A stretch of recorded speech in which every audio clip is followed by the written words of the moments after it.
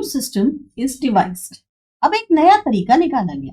Early 19th century में बहुत सारे कंपनी ऑफिशियल्स जो थे वो इस बात से कन्विंस थे कि ये जो सिस्टम है रेवेन्यू का, इसको दोबारा से चेंज करने की या बदलने की जरूरत।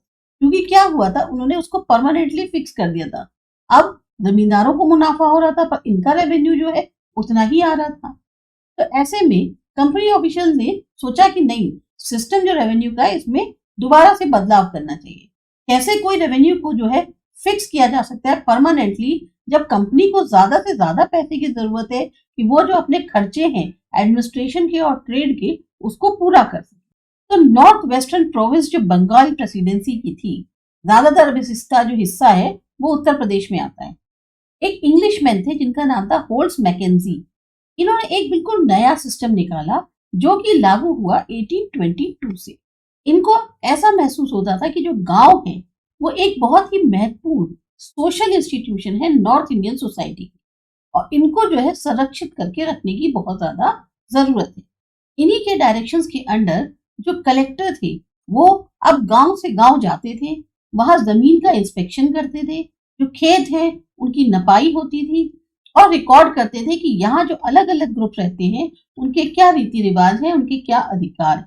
तो जो एस्टिमेटेड रेवेन्यू हर प्लॉट की एक गांव के अंदर निकली उसको फिर ऐड किया गया ताकि कैलकुलेट किया जा सके कि हर गांव से जो कितना रेवेन्यू है जो उसको पे करना है।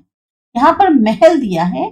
महल का मतलब होता है, ब्रिटिशर्स में जो रेवेन्यू रिकॉर्ड्स थे उसमें महल जो है एक पूरा का पूरा रेवेन्यू का एस्टेट था जिसमें कई सारे गांव आते, चाहे एक गांव हो या एक बहुत सारे गांव का समूह जो है वो महल कहलाता था।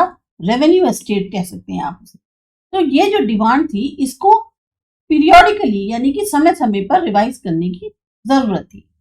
परमानेंटली इसे फिक्स नहीं किया जा सकता। जो चार्ज था रेवेन्यू कलेक्ट करने का और उसे कंपनी को देना, वो जो है अब गांव के सरपंच या जो सबसे हेडमैन होते हैं उनको दे दिया बजाय जमींदार। तो ये सिस्टम कहलाया महलवाड़ी सेटलमेंट। महलवाड़ी सेटलमेंट का मतलब क्या हुआ कि अब जो है कंपनी की जो डिमांड थी रेवेन्यू को उसको परमानेंटली फिक्स नहीं किया जाएगा, उसको पीरियोडिकली रिवाइज किया जाएगा, पर जो रेवेन्यू को कलेक्ट करने का जो चार्ज था और फिर कंपनी को देना, वो काम अब जमींदार ना करके जो गांव का हेडमैन है, सरपंच है, वो करेगा।